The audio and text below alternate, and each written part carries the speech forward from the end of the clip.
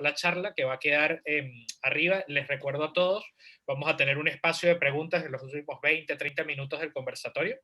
Vamos a tener la oportunidad de leer las preguntas que ustedes van a ir dejando en el chat. Y bueno, nada, agradecerle al señor Guarello por atendernos, por regalarnos estos minutos dentro de su muy ocupada agenda. Y bueno, preguntarle en primer lugar cómo, ¿qué lo motiva a usted a hacer este libro País Barra Brava? Entiendo que buena parte del prólogo recoge esa motivación interna a por qué escribe este fenómeno que se ha venido desarrollando en los últimos 20, 30 años en la sociedad chilena. A ver, la motivación fue, fíjate que hay varias razones, digamos, varios elementos que se conjugaron ahí.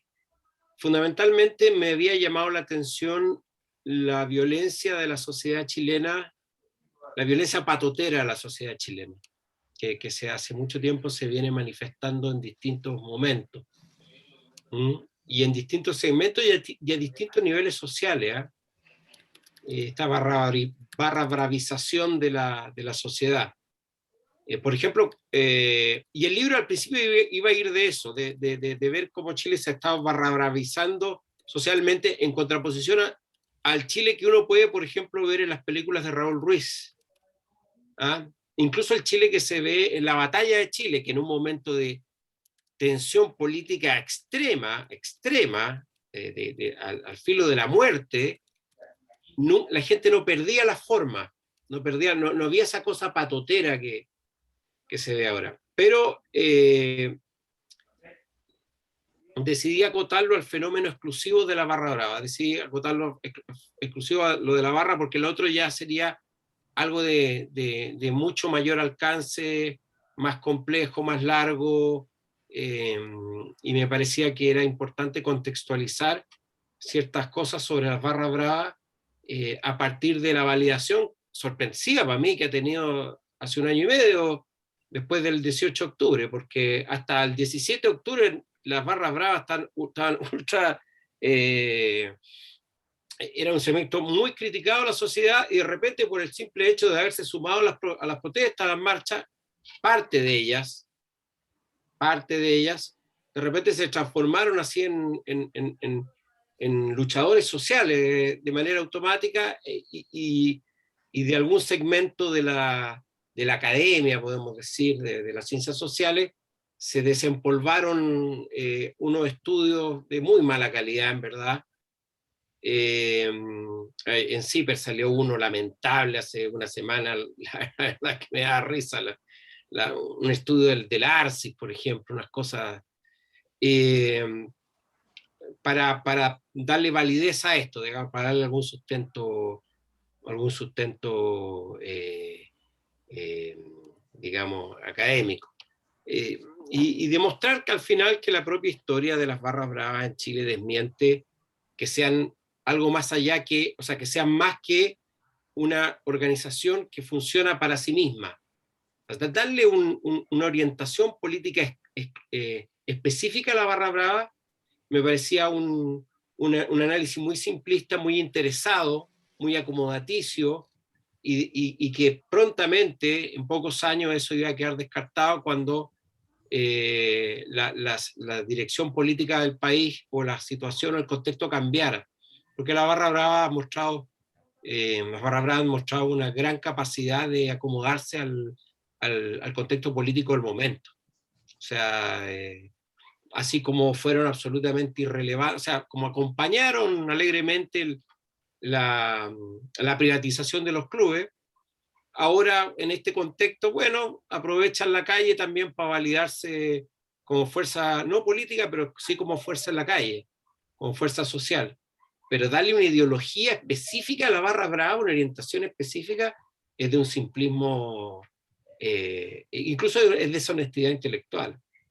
Fíjate que hace pocos días estaba hablando con un miembro del Club Social y Deportivo Colo-Colo que fue Garra Blanca años, pero años, 20 años, tipo militante del PC. Y él me dice, esta cosa el neobarrismo antifa es una mentira total. O sea, el tipo que viene de adentro que tiene la distancia para analizarlo, que no se compra, porque él sabe cómo funciona dentro del asunto, la cantidad de grupos que hay en tensión y cómo funciona el núcleo duro de la barra, que nunca va a tener ideología. Ellos son ellos y están para ellos y tienen su negocio.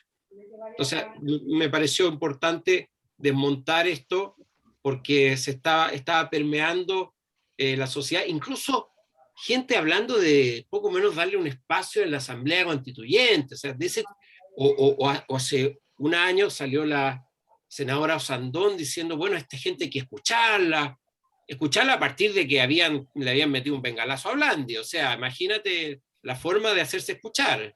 ¿Ah? Que escucharla, yo conocía a Pancho Malo, gran tipo, decía.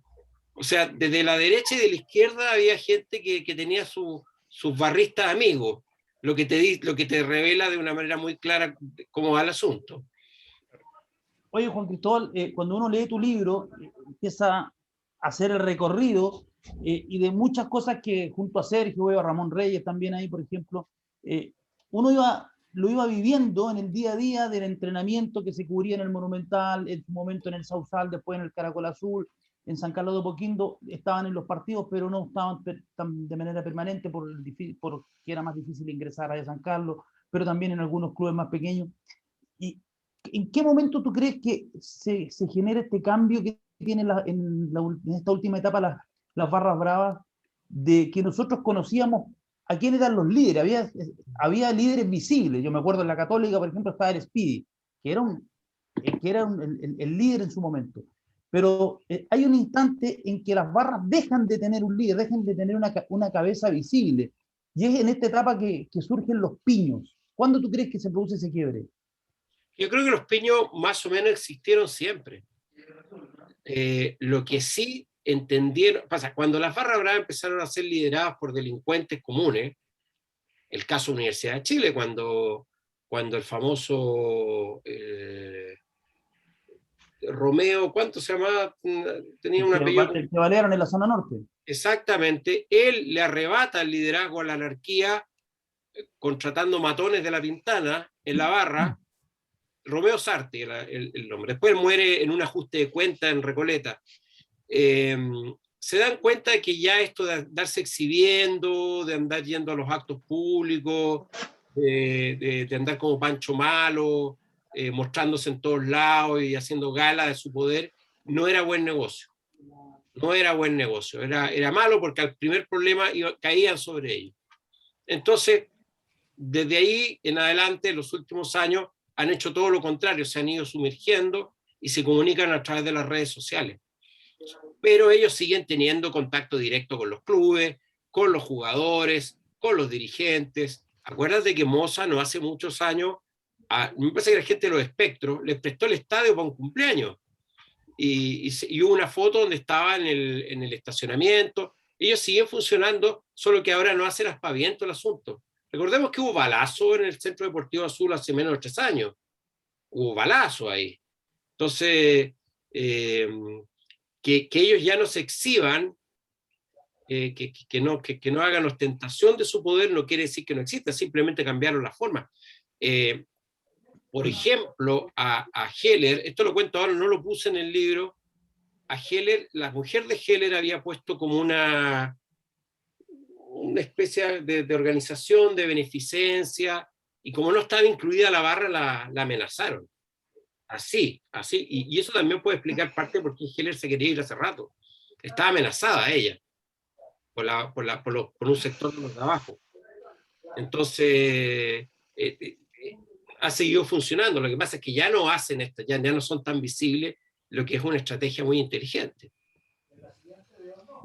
Juan Cristóbal, yo quiero ir mucho más atrás, o sea, mucho en los inicios. Bien la historia. Claro, mucho más atrás. Y yo recuerdo, digamos, los años 80, cuando aparecen las primeras manifestaciones de las barras chilenas, en realidad, que todos sabemos que hasta antes de hasta el 86, 85, incluso ir al estadio era como ir a la ópera, en realidad, era estar un rato escuchando, digamos, algunos cánticos. Algunos chistes y tallas, pero no pasaba de eso. claro, y con cantos bien inocentes, ¿ah? De hecho, entre las barras, digamos, y se podía congregar en una sola tarde a la U, a la Católica, a Colo-Colo, y no pasaba nada, digamos. No pasaba nada. Pero efectivamente, a partir de la segunda mitad de los 80, se empieza a producir un fenómeno, digamos, donde las barras empiezan a tener mayor protagonismo, porque el estadio, digamos, es el lugar donde hay una expresión social. Y eso lo empezamos a vivir nosotros. Yo me acuerdo de haberlo ya vivido en las eliminatorias de los mundiales, en la eliminatoria al Mundial del 86. Estoy hablando imagínate de qué época estoy hablando. Y después, posteriormente, ya empezamos en los clásicos de Colo-Colo con la U, en donde empieza a producirse esta expresión, digamos, de estas barras y este reordenamiento, donde Jorge Vergara tuvo una gran participación, digámoslo con nombre y apellido. La famosa barra estudiantil de Colo-Colo. Exactamente, que él mismo aniquiló las barras de Colo-Colo diciendo que él quería una barra mucho más activa, guerrera, y fue a los colegios y a los liceos a reclutar gente, digamos así. Lo que pasa es que la barra de Colo-Colo era muy anodina, la primera, viejitos con plumero, y por más que llegara más gente, y la barra de la ULA del Chucho Martínez era más organizada, cantaba mejor, era más tallera, era más ingeniosa, pero no pasaba de eso. Y luego aparece esa barra estudiantil el año 85, 86, pero también con una estética copiada de Argentina, de los tipos con musculosa, el bombo grande, se empieza a armar y empieza a absorber las otras barras. Era barra estudiantil, decía, garra blanca. Entonces, al final el subtítulo se comió el título. Y se comió todas las demás barras. Hasta el año 92, por ahí se veía el Monumental arriba, una barrita Chamaco Valdés, pero finalmente esto se absorbió todo.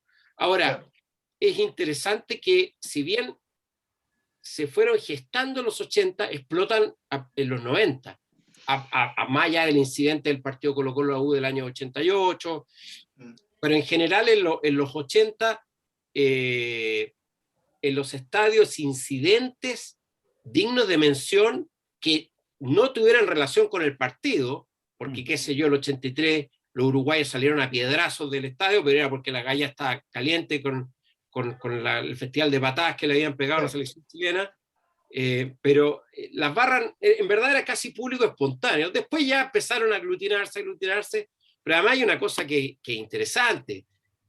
Cuando uno iba al estadio y veía esta barra, la encontraba mucho más chora, más entretenida, era seductor, en vez de esta gente ahí con un plumerito y una banderita guacha, ver unos tipos así que se veían poderosos. Si la barra era seductor porque además uno creía que el fútbol iba a tener esa potencia cultural, folclórica que tenía el fútbol argentino, donde el público cantaba todo el partido, qué sé yo. Y eso, a mi entender, nunca ha sido un problema, o sea, es parte de la evolución cultural. El tema es cuando un grupo se instaló, hegemonizó y lo transformó en negocio, y ahí es donde se pudre todo. Porque una mocha a la salida del estadio, por ahí o por allá, es algo que puede pasar, digamos, no es algo para aplaudir, pero es una posibilidad. Distinto es cuando se transforma en un negocio, distinto cuando se hegemoniza la violencia, y distinto cuando la violencia se transforma en el objetivo, lo que decía Alabarse de la ideología del aguante, el hombre contra el no hombre, el demostrarle al otro que tú eres hombre, y por lo tanto al transformar al otro en no hombre. Y en ese aspecto, en cierto lenguaje, la barra era muy claro, o sea, balear, sodomizar, destruir, que más allá de que se haga o no se haga, te está hablando de otro tipo de expresión, a través del lenguaje está diciendo otra cosa. Pero eso incluso todavía se mantiene dentro de márgenes posibles. El problema, insisto, es cuando un grupo se aviva, hegemoniza y lo transforma en negocio. Y de ahí no vuelves más, porque empiezan a cobrarle a los jugadores, empiezan a pedir entradas, empiezan a que les paguen por apoyar a tal o cual. En la elección del 94 en Colo-Colo había barristas pagados por Regisevich y barristas pagados por Menichetti, que cantaban por una u otra opción. El doctor Orozco fue el que lo entendió mejor. Dijo, aquí hay aquí hay un ejército, aquí esta gente me puede servir, y gran parte del dominio incontrarrestable de Orozco en la U tuvo que ver con que la barra era una guardia pretoriana, eran unos pretorianos, o sea, el que se atrevía. Fíjate, ¿te acuerdas una vez una asamblea en el Monumental donde se para un tipo y encara a Dragisevich y le dice que los números no eran y qué sé yo, e inmediatamente fue cooptado por la barra, como que lo sacó de ahí, fue amenazado? Bueno, eso es, ¿cachai? En el fondo hay favores cruzados. Ahora, eso era en ese tiempo, ahora funciona de otra manera, porque antes los dirigentes de los clubes, los dueños no eran estos multimillonarios de ahora. Entonces ya no hay ese trato tan directo, hay intermediarios, pero no quiere decir que no haya el trato y que no haya pago y que no haya favores cruzados y que no haya negocio. Gabriel Ruiz Tagle con la coordinación de la Garra Blanca hizo una negociación. Yo les doy plata, les doy entrada y ustedes me cortan el tráfico de droga en el estadio, y me cortan los asaltos en el estadio, y traten de no provocar incidentes, o sea, que la Garra Blanca para donde vaya no deje la cagada. Y en eso Pancho Malo fue más o menos eficiente, ¿eh? O sea, tenía controlada la barra, qué sé yo, pero también cuando hubo que apretaron a Bartichotto. En las elecciones del Club Social y Deportivo del 2010 tuvieron mucho peso la Garra Blanca, la coordinación, y cuando ya estallaron un par de escándalos y se quieren alejar de la barra, los dirigentes quieren sacar esa relación con la barra, termina, por ejemplo, la Garra Blanca cantándole a Cristian Varela en Chile Films, porque no estaba llegando la plata. Entonces, bueno, así fue, así fue. Oye, Juan Cristóbal, ¿y qué te parece, cómo has visto esto que ha ocurrido con un sector del mundo de las ciencias sociales, fundamentalmente más cercano a la izquierda, que cuando, por ejemplo, lee el trabajo, este último trabajo tuyo, no le gusta, o algunos lo cuestionan, porque en rigor lo que me da la impresión que lo que están no quieren leer lo que están leyendo.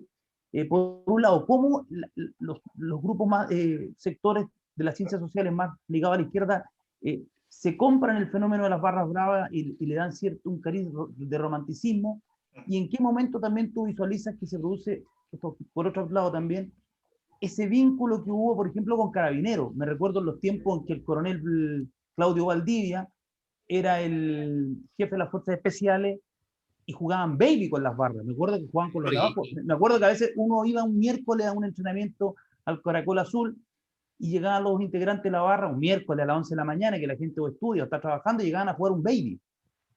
Y este que era coronel de fuerzas especiales, que con Pancho Malo era en Junta, que le hizo la zona liberada, que le hizo la zona liberal en 2012 para ir a apretar al plantel, pues desaparecieron todos los guardias del Monumental. Osvaldo Jara, sí. Osvaldo Jara. Mira, en las barras siempre convivieron ideologías distintas, gente muy de derecha y gente muy de izquierda. Yo me acuerdo que los de abajo había gente del frente en los 90. Esto es decir, no que ahora las barras están... No. Y en la Garra Blanca había lautaristas, había sectores lautaristas, qué sé yo. Incluso cuando para el funeral de Manuel Bustos, si no me equivoco, fue gente de la Garra Blanca con bandera. Sí, gente con qué sé yo, inquietud social o discurso político progresista siempre hubo. Lo que pasa es que la barra se mantenía arriba de eso, porque incluso el discurso ultra pinochetista de Pancho Malo y del Mono Alé en la U y del Beto en la U, que son, o sea, el Beto cuando murió Pinochet estaba llorando afuera del hospital militar, líder de los de abajo, llorando, agarrado a la reja a moco tendido. Incluso las barras lograban mantenerse por sobre ese tipo de cosas. ¿Por qué? Porque la barra en sí es su propia ideología. Por algo la barra le hace barra a la barra. por algo los hinchas de los de abajo no hablan de la U, hablan del Bulla, no hablan de la Universidad de Chile, hablan del Bulla. O sea, para ellos el Bulla, la barra, es más importante que la U. Y por algo en la Garra Blanca los tipos no ven el partido, si está completamente cercada por lienzo. Y también que esos mismos lienzos rindan homenaje a ellos mismos, porque los lienzos no hay un lienzo de Chamaco y de Jorge Toro y de Bartichotto. Arriba hay un mural, pero abajo son puros hinchas. Entonces la barra es para ella misma, es para ella misma. Y darle un perfil ideológico específico es de una liviandad gigantesca. O sea, no tiene ningún sentido, porque la misma barra cada vez te desmiente eso. O sea, después de tanto que se celebró que eso que era un flyer, perdimos tanto tiempo peleando entre nosotros, ¿verdad? Se celebró esa cosa como si alguien de alguna barra hubiera dicho eso, y nunca nadie lo dijo. Eso se le ocurrió a un tipo que hizo ese diseño en un computador y lo puso. Pero el día que se encontraron las barras en la Plaza Italia, corrieron las puñaladas. Si el tema era que las de abajo con la Garra Blanca se tenían repartido el paño, un día ustedes, otro día nosotros, no nos podemos encontrar. No nos podemos encontrar, y no se encontraban. Que haya habido por ahí un tipo con una camiseta de Colo-Colo, otro con una camiseta de la U, en medio puede ser, pero los núcleos duros de la barra nunca se encontraron. Y el día que se encontraron, arreglaron el asunto a puñaladas.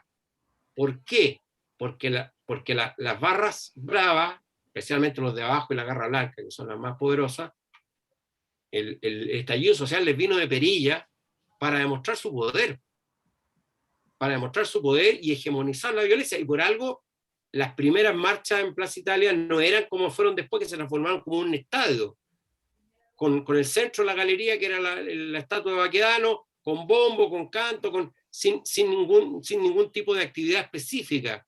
No había discurso. No. Por eso cuando tocaron los búnkers, las barras estaban medias perdidas, no sabían qué hacer. Porque la manifestación tuvo otro cariz y ellos no tenían participación en eso. No podían hegemonizar el recital, por decirlo de alguna manera.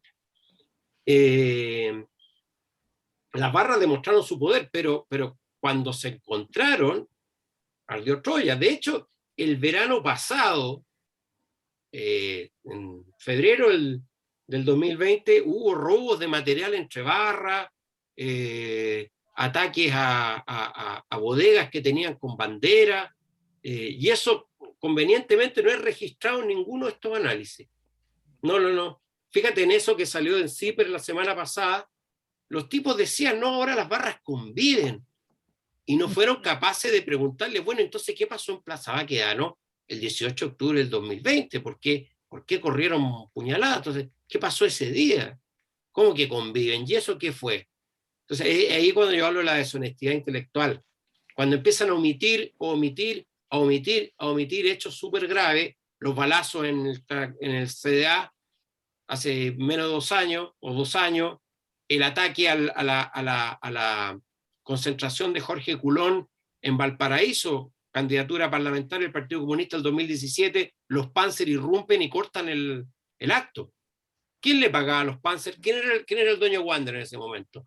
Entonces, empiezan cuando los datos no les funcionan, para afuera. O sea, ¿cómo tú puedes explicar, y es un caso que para mí es emblemático, el asesinato del sobrino del Tito Olivo? Aquí tengo el nombre, el de Luciano Olivo, cuando le hacen la despedida a San Paoli en enero del 2016, los de abajo los llevan en anda a San Paoli en Juan Pinto Durán, y a la vuelta, para terminar la fiesta, apuñalaron a un tipo que tenía una camiseta de Colo-Colo. O sea, todos esos hechos son omitidos, no les sirven para el relato, porque se habla de que las barras desde el 2010 empezaron a cambiar, y resulta que el 2014 la Garra Blanca destruyó el memorial de los detenidos del Estadio Nacional. Inventan fechas donde hubo un cambio, y la verdad es que los hechos siempre los desmienten. Se entiende. Oye, deberíamos pasar a la fase de preguntas, porque de verdad que hay unas cuantas esperando. O sea, el tema es bastante álgido como para conversarlo mucho más. Por ejemplo, Patricio te pregunta, ¿Considera usted que el año cero de la barra brava en nuestro país fue el 25 de noviembre de 1990, cuando la Garra Blanca asesina a Danilo Rodríguez, hincha de Unión Española? Dicen que el año cero es la pelea el 88, cuando la U le gana a Colo-Colo 3-0. Pero en verdad no hay una fecha, porque los de abajo empiezan a crecer cuando la U está en segunda división, la Garra Blanca aparece en ese momento, es el primer hecho de violencia con un muerto que se registra por un ataque artero, con además un muchacho hemofílico. Puede ser, pero evidentemente que estos procesos sociales no tienen una fecha específica.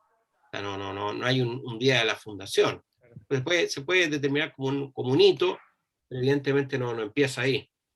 Okay. Rodrigo te pregunta, de acuerdo a su experiencia, lo relatado en el libro, ¿cuál debería ser la solución para poder al menos controlar o quizás, siendo optimista, eliminar a grupos de este tipo? Lo que pasa es que eliminar, a ver, hay una parte de las barras bravas que tienen una labor social, no una labor social que sea positiva ni negativa, sino que tienen un espacio en la sociedad. Que las barras te dan una identidad. Te da, como dice Alabarces, te da un carnet, te da un pasaporte sin pedirte nada. Te da identidad. Entonces, donde ya la política, los partidos políticos no existen, por ejemplo, en el año 73 la Legua eran todos militantes del PC, y ahora ni cerca, la Garra Blanca te da una identidad, te da un sentido de pertenencia. Entonces eso no es factible de ser eliminado, y además no tiene sentido que alguien vaya a eliminar eso. Es distinto el negocio de la barra brava, ese es el problema. Y eso sí se puede eliminar. Cuando se empieza con los chantajes, con los vueltos, con las entradas de favor, con las amenazas. ¿No te llama la atención que cuando le llegó el bengalazo a Blandi, nadie del plantel haya condenado el hecho en sí y haya condenado a los autores? ¿Por qué? Porque los conocen, si saben quiénes son. Los ven en los entrenamientos. Eran todos barristas con bastante historial, que tenían prohibición de entrar al estadio por distintos hechos de violencia. Sí, los conocían, y por eso no se atrevieron a condenarlo. Claro. Fíjate aquí, ya que se me perdió, hay una de Maximiliano Díaz y una de Alfredo Melli, más o menos tocan el mismo tema, y para empatarlo con este último punto, Alfredo dice, el libro habla del negocio de los peones, pero se profundizó en la investigación respecto a quienes lo financian y lo permiten. Más allá lo conoció con Ruiz Tagle, Alberto Espino en la escuela del doctor Orozco, dirigentes, jugadores, autoridades y policía. ¿Hay opción de penas o castigos para quienes entregan facilidades de este tipo? Se reformó la ley, creo que el 2012, a partir del caso de Carlos Muñoz, 2013, pero muy difícil de determinar y muy difícil de encontrar las pruebas, porque todos guardan acá silencio. Se hacen los tarados de una manera increíble. O sea, te dicen, no, yo nunca, tú le preguntas a un entrenador y dice, yo nunca tuve problemas con la barra. Eso es que viene con el cassette del entrenador del jugador. Yo nunca tuve problemas con la barra. Pero el día que nos juntamos un grupo de gente a hablar de las barras bravas con una autoridad de gobierno, un exjugador dijo, a mí me pedían plata toda la semana. Un exjugador y entrenador, hasta hace poco entrenador de primera. A mí me pedían plata toda la semana cuando estaban en Colo-Colo. Entonces, para afuera nunca van a reconocerlo. No se atreven además, porque los van a joder. Mira, Levi, que era el presidente de Colo-Colo, la Garra Blanca le mandó fotos a los hijos o de los nietos. No se atreven. Demasiado complejo. Al final actúas por miedo. Si al final es el miedo aquel que funciona. Mira, Claudio pregunta, a su juicio, ¿qué se ha copiado de las barras bravas en Argentina y cuál es la característica, comillas, propia que se generó en las barras bravas chilenas? Bueno, en la organización, los núcleos duros, todo eso, la forma de recaudar se copió a otra escala. Yo creo que en Chile el tema de los piños es más local, estas pequeñas organizaciones, que en Argentina también las hay, pero pasa que en Argentina las barras son de barrios más específicos, hay barrios que son de un equipo, de otro, pero los piños es muy chileno, lo de los piños. Pero en general es una copia es una copia chilena de las barras bravas argentinas. Ese es el modelo. Pero De hecho, hay contacto entre las barras. Pancho Malo, la gente nueva de Chicago, de Chacarita, creo que le dieron refugio. Hay contacto y cuando vienen incluso se alojan y cosas así. Fíjate, también hay alguien que está preguntando cuál diferencia encuentras entre las barras bravas de los equipos grandes, los grupos que siguen a la selección, y las barras bravas de equipos de provincia que en rigor no son tan grandes, pero igual cada tanto pasa algo. O sea, me imagino que se refiere al Clásico del Puerto, a la rivalidad en la quinta región, en el norte, Los marginales de Curicó. por ejemplo. Además, Tiene una barra dura, la de Everton es brava. O sea, las ciudades más grandes tienen barras más peludas. Las otras ya tienen barras más chicas y qué sé yo. Y la barra de la selección, o sea, lo que entendemos por la marea roja, más que una barra, es como la manifestación más triste del nacionalismo chileno. O sea, eso de a donde se va andar haciéndole pato yaña a todo el mundo y insultando a todo el mundo. Bueno, me ha tocado vivirlo en el Mundial de Sudáfrica, en la Copa América Argentina, en el Mundial de Brasil, la Copa Confederaciones en Rusia, el triste espectáculo de un grupo de chilenos insultando a toda la gente porque sí, ¿eh? O sea, esa necesidad de autovalidarse que es muy triste. De hecho, la única barra que provocó problemas en el Mundial de Brasil fue la chilena. Pero no por brava, sino porque trataron de entrar de prepo a un estadio, terminaron todos presos, un tristísimo espectáculo. Fue un partido de Colombia-Uruguay. Había 40.000 colombianos en el estadio. No precisamente un país sin historial de violencia. No pasó nada. No hubo un solo incidente. De hecho, me acuerdo de dos partidos. Uruguay, Inglaterra y Francia, Honduras. Los únicos compadres que dieron la cacha eran un grupo de chilenos borrachos, gritando y mostrándole el pico a todo el mundo. Los únicos. Y habían unos hooligans que medían como un camión tolva y eso no molestaban. Los únicos tipos maleducados, pasados para la punta y tarados eran un grupo de chilenos. ¿Cómo se explica eso? no, es insólito. Mira, esta pregunta está bien interesante. Andy pregunta, ¿cuál ha sido el costo personal para Juan Cristóbal al publicar este libro? ¿Te has sentido atemorizado o amenazado en algún momento después de la publicación? No. Había un grupo de Garra Blanca Antifa ahí armando no sé qué cosa. Lo que pasa es que los Garra Blanca Antifa ellos mismos saben que son minoría dentro de la barra. Si cuando hicieron el arengazo de la dignidad llegó el 1% de los hinchas, quedó un arengazo común. O sea, oye, no, es que la Garra Blanca Antifa, sí, ¿por qué para el arengazo, para el clásico van 15.000 y para el arengazo de la dignidad van 150? No es poca cosa. Bueno, entonces sí, saben que son minoría. Hay otra pregunta que hacen y es respecto a qué tan factible sería para la realidad chilena, entendiendo todas las diferencias obvias que existen entre un país y otro, el aplicar leyes como las que se aplicaron en Inglaterra para empezar a combatir los hooligans en los años 90. Lo que pasa es que son dos fenómenos de barras totalmente distintas. Okay. En Inglaterra los hooligans no vivían del club. O sea, Inglaterra era la típica costumbre inglesa de darse agarrando a combo en los bares nomás, ¿ah? y llevarlo al estadio, que a niveles extremos. Y además cuando salían de Inglaterra, ahí afloraba el nacionalismo más rancio de los ingleses. Pero el fenómeno chileno de Argentina y Argentina lo saca de las patotas sindicales. O sea, tiene otro embrión, por más que se manifieste finalmente en el estadio con una violencia que puede ser parecida. Ok. Mira, Iván pregunta, o sea, él dice que le interesaría saber cómo fue el trabajo de reporteo en las diferentes comunas de la región metropolitana. Se dice en el libro que el norte es de la U y el sur de Colo-Colo. Me interesa saber si hay algún otro estudio que sustente esa distribución geográfica. La tendencia es que el que del sur, sobre todo La Pintana, Puente Alto, es un barrio muy de la Garra Blanca. Independencia, Recoleta, es más de los de abajo. No quiere decir que no haya gente de ambas barras en ambos lugares, pero es así, es así.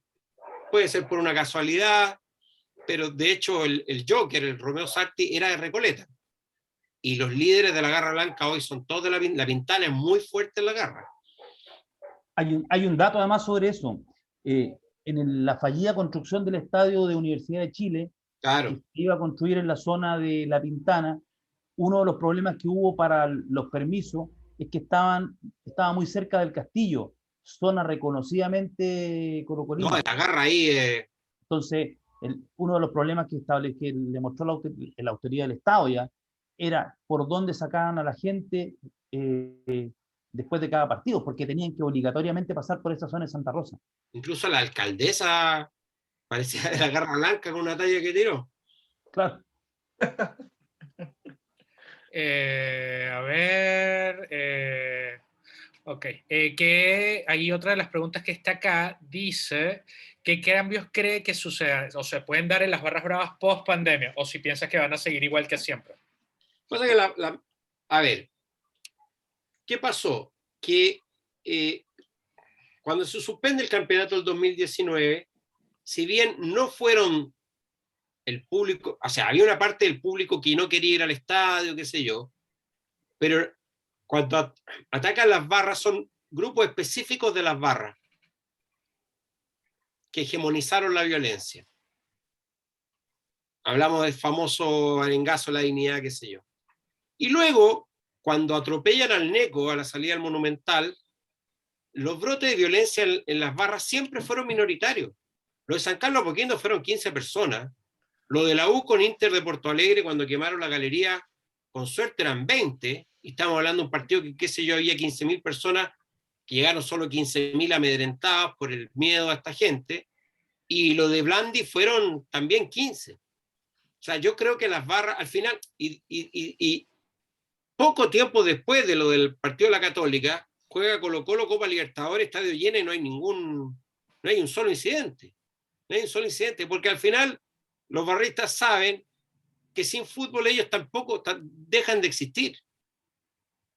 O sea, ¿qué van a ir a hacer barra a la plaza? O sea, su lugar natural de existencia es el estadio y con el partido en desarrollo, por más que el resultado del partido no les importe tanto, pero tiene que ser, es parte del entramado completo. Entonces seguramente va a haber un grupo de iluminados que va a decir que mientras en Chile el Producto Interno Bruto no sea 4 veces más, qué sé yo, no se puede jugar, ok. Pero yo te aseguro que la gran mayoría de los barristas, incluso los más violentos, van a querer que vuelva al fútbol, porque es su lugar natural. Claro. Mira, Ramón te pregunta, ¿por qué nunca, o sea, esta es la pregunta de él, ¿por qué nunca funcionaron las leyes para frenar la violencia en los estadios? ¿No fueron bien aplicadas o hubo incapacidad de los encargados? La primera era muy difícil de aplicar, tenía muchas cortapisas, y la de ahora, mientras los mismos involucrados no aporten pruebas, difícilmente...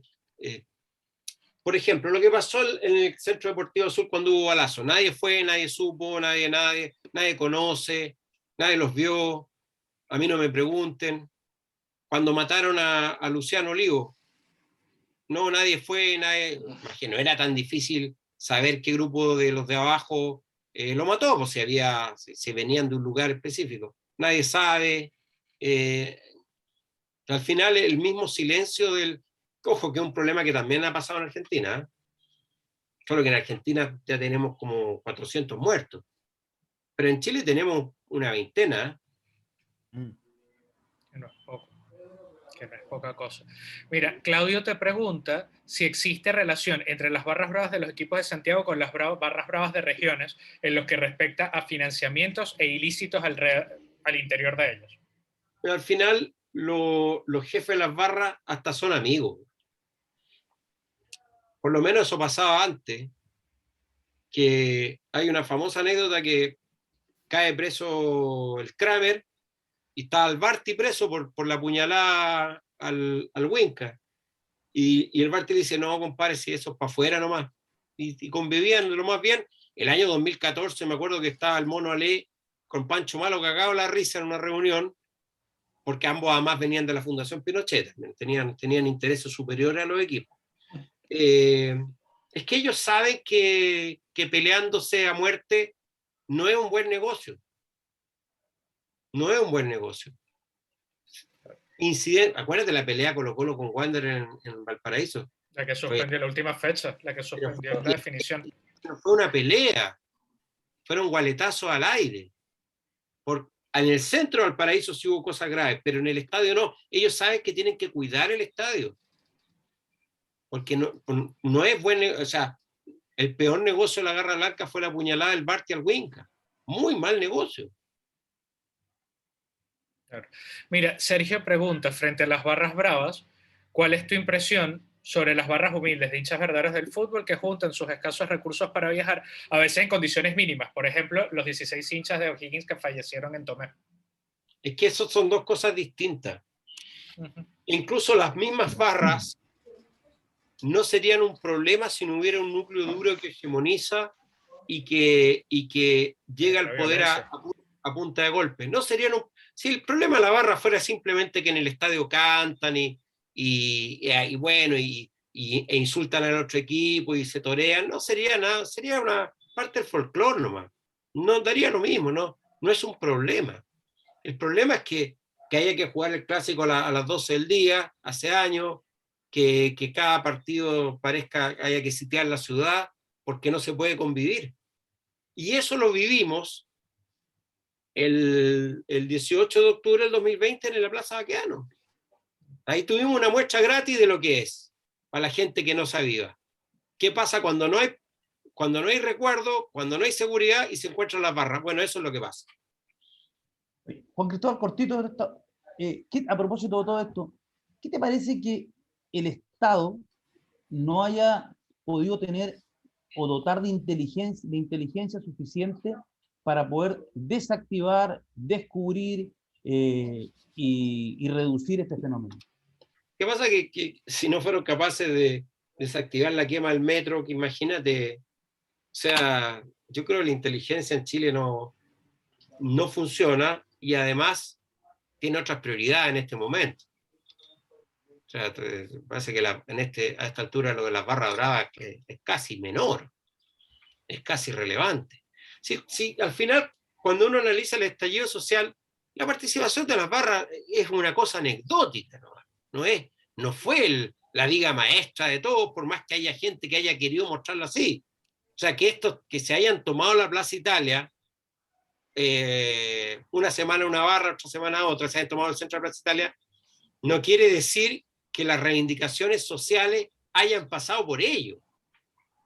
Ahora, que unos Illuminati los hayan validado es otra historia. O sea, son protagonistas menores en esta historia. ¿Por qué? Porque, insisto, la barra tiene su propio negocio. Si la barra vive para la barra, no le interesa más, no le interesa nada. Por algo, cuando Colo-Colo está a punto de descender, no sé cuánta gente llegó afuera del Monumental, 5.000 personas, 10.000 personas, porque eso sí le importa de verdad. Y cuando se enfrentó La Serena con Coquimbo y los dos estaban peleando el descenso, apareció la barra de La Serena a bloquear el bus de Coquimbo, porque eso en verdad es lo que les importa. Lo demás es, vamos a Plaza Italia, vamos a echar la talla. Chao. Pero eso nunca ha sido su objetivo principal y nunca lo va a hacer. Mira, esta pregunta está buena, la hace Bernarda. Te pregunta, ¿el actual modelo de negocio del fútbol, a tu juicio, disminuye el fenómeno de las barras o la crecienta? Y en caso de que sea lo segundo, si se abona todo el estadio, ¿sería una solución? A ver, no lo disminuye ni lo acrecienta, la barra se acomoda. Porque las barras bravas en Chile, por ejemplo, son un subproducto del neoliberalismo neto, total. O sea, es un modelo de negocio. Entonces, ellos saben acomodarse. Antes daban la cara, ahora no dan la cara. Antes pedían una escuelita, ahora solamente piden plata. ¿Entienden? Ellos se acomodan. Y quienes, por ejemplo, hayan comprado la ULA tienen que tenerla clara. los de abajo no se la van a hacer tan fácil, o sea, van a pedir su pedacito de pizza. ¿Ah?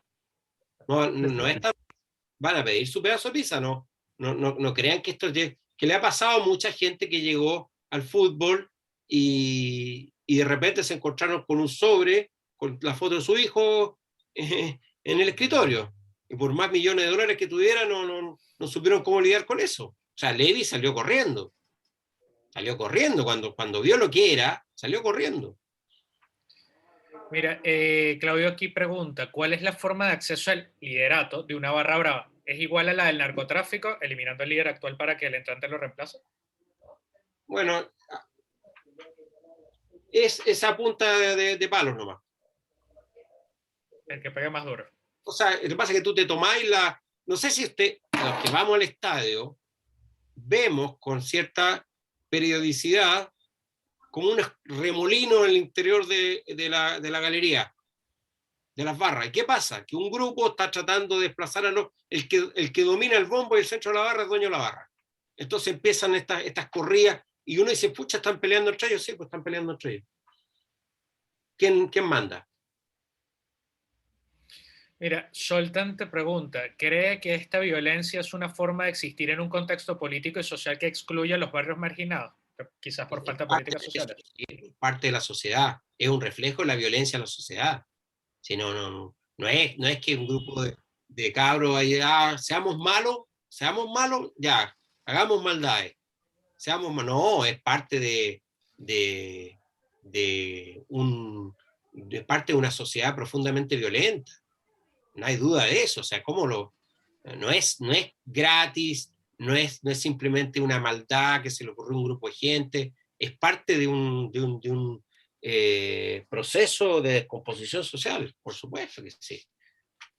Mira, una cosa así, sí, que estaba pensando y reflexionando siempre en torno a este tema, Juan Cristóbal, y lo hemos hablado tantas veces, tantos años también, ¿qué es lo que, cuál ha sido la actitud? O sea, ¿qué tenemos que ver con lo que ha pasado con respecto a los medios de comunicación en este cuento? Porque nosotros, yo no soy de los que piensan que los medios de comunicación son los que tienen que ordenar todo el asunto, digamos, sino acá nosotros tenemos otra labor, digamos. Pero también hay una labor que yo creo que es criticable en los medios de comunicación de estar alejando este tema o no profundizándolo e incluso alabándolo en algunos momentos. Digamos, trabajos como el tuyo son como que nos reaviva ese cuento de hacer o de visibilizar algo que todo el mundo sabe pero no quiere decir. ¿Cuál ha sido digamos, tu visión, o cuál es tu visión de cómo hemos actuado nosotros como medios de comunicación? Yo creo, Sergio, que se reduce una palabra, miedo. Igual es un cacho meterse en el asunto. Es un cacho, sí, igual es difícil, o sea, no estoy diciendo que yo sea valiente, pasa que yo esta cuestión, esto que sale en el libro, lo he escrito en 30 columnas en los últimos 20 años, o sea, no es nada nuevo. Me acuerdo de un artículo que escribí el año 94 por La Nación, que era La Garra Blanca y el fútbol, a todo esto, después un partido con Melipilla, donde dejaron la tremenda cagada, pese a que Colo-Colo había ganado y era puntero del campeonato. Que terminaron a Peñascaso con los Pacos en Santa Laura, un desastre, total. Bueno, esto para mí no es nuevo, pero yo entiendo que haya gente que prefiera pasar. ¿Para qué? ¿Para qué me compro un problema? Hablemos de la pelota. ¿Para qué me compro un problema? Y claro, cuando ocurren incidentes graves como lo de Carlos Muñoz, quedan medio desencajados. Ya quedan medio... Ahora, ha habido colegas que se han pasado la vereda al frente y han sido algo más que comprensivos, han sido verdaderos propagandistas de las barras bravas, de una manera muy oportunista. Y cuando ocurren incidentes como el asesinato de Luciano Olivo, silencio estampa, no dicen nada, porque no les sirve. Pero en general es un tema aburrido, si no es agradable esto. No es agradable ir al estadio, tener que irse 4 horas antes, tener que estar... A mí, Danilo, el testigo, me rompieron el espejo en el Monumental, me metieron clavos en las ruedas, se me pasó Pancho Malo por la casa, el Mono Ale me puso una navaja en el entrenamiento de la U. Si yo, no es una cosa agradable, pero bueno, entiendo que no se quieran meter en eso.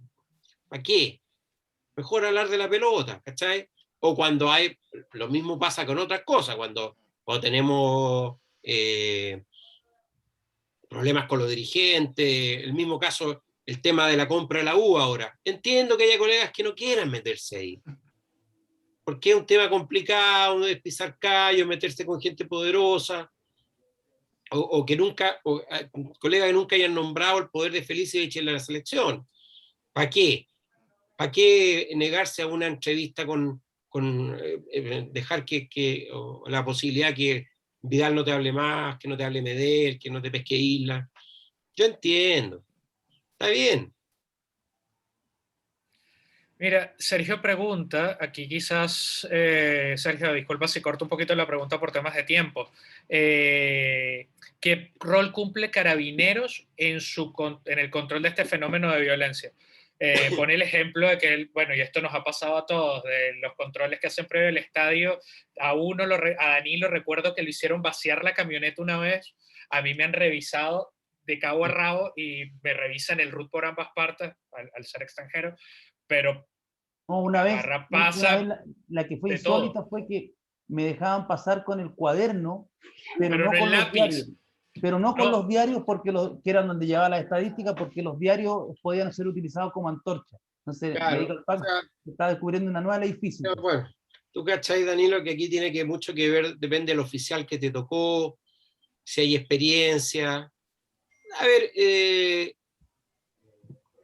tal vez lo que voy a decir es políticamente incorrecto, pero igual los pacos hoy son los culpables de todo. Entonces, son el chivo expiatorio de este país.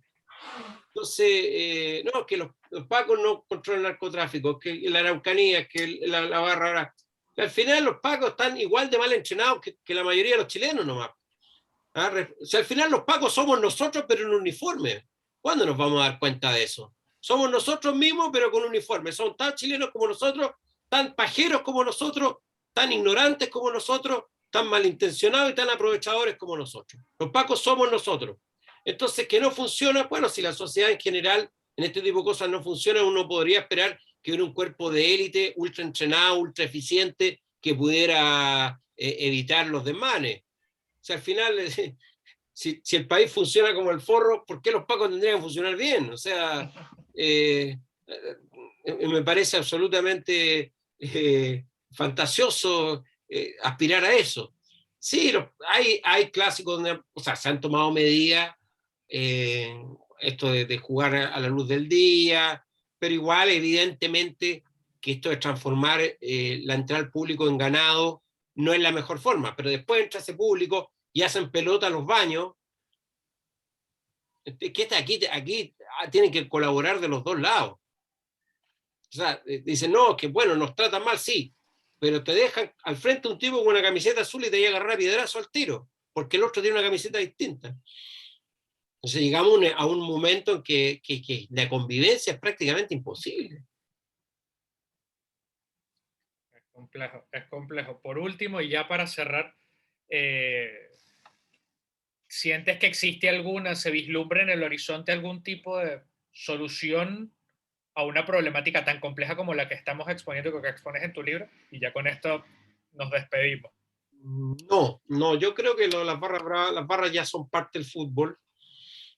Uno podría aspirar a menos violencia, podría aspirar a menos colaboración de parte de los clubes, uno podría aspirar a un estadio más normalizado, a que se pueda jugar el clásico en la noche, a cosas puntuales. Pero las barras están ahí, se van a quedar, tienen un espacio en la sociedad, y no te quepa duda que si de aquí a algunos años el pensamiento hegemónico en la calle es autoritario de derecha, la barra va a ser autoritaria de derecha. Y ahí funciona ahí según para dónde va el viento, no tiene ningún interés. La barra es de la barra tiene una ideología, ella misma. Todo lo demás es simplemente ilusorio y banal, simplemente un invento nomás, una impostura en definitiva. Vale, yo quiero, bueno, agradecerle a Juan Cristóbal, a Danilo, a Sergio por su presencia hoy, a Juan Cristóbal por la paciencia. Hubo muchas preguntas que se quedaron por fuera, pero por temas de tiempo no las podemos hacer todas, ni podemos hacerlas en toda la extensión. En todo caso, muchísimas gracias. El libro totalmente recomendado, lo pueden comprar ya en línea, lo pueden comprar en las principales librerías del país. Vamos a tener conversatorio también el viernes próximo, estamos por confirmar el invitado, lo vamos a hacer en nuestras redes sociales. Esta conversación va a quedar en el canal también de la Universidad Finisterre, en nombre del Círculo de Periodistas Deportivos y de la universidad, en el marco del segundo diplomado en Periodismo Deportivo Digital. Muchísimas gracias a todos por su presencia. Seguimos alrededor haciendo este tipo de conversatorios con Cristóbal. Muchísimas gracias. Chao. Gracias. Hasta luego. Chao.